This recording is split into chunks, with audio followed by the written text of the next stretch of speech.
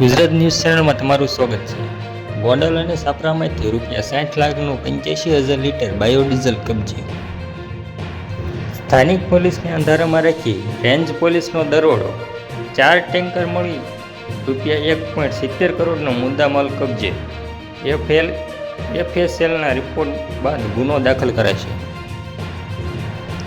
રાજકોટ રેન્જમાં ખાણ ખનીજની ચોરી સહિતની ગેરકાયદેસર પ્રવૃત્તિઓ પર સ્થાનિક પોલીસને બદલે પોતાની ટીમ દ્વારા DIGએ દરોડા પડાવવાનું ચાલુ રાખ્યું છે। જેના ભાગરૂપે પોલીસની ટીમે ગોંડલ અને સાપરામાંથી દરોડા પાડી ₹60 લાખની કિંમતનું 85,000 લીટર બાયોડીઝલ ઝડપી પાડ્યું હતું।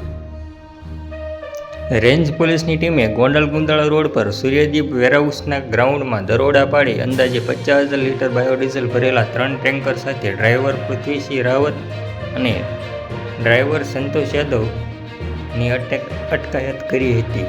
બીજો દરોડો સાપરા વેરાવળમાં પાડી 35,000 લીટર બાયોડીઝલ ભરેલા ટેન્કર સાથે ડ્રાઈવર ખોડાભાઈ વકત્રાની અટકાયત કરી હતી।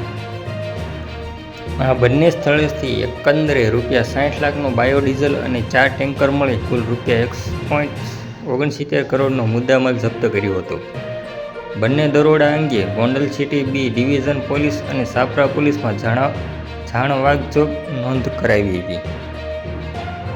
હવે બાયોડીઝલના નમૂના FSLમાં મોકલવામાં આવશે, જ્યાં રિપોર્ટ આવ્યા બાદ વિવિધ ફરિયાદ નોંધવામાં આવશે।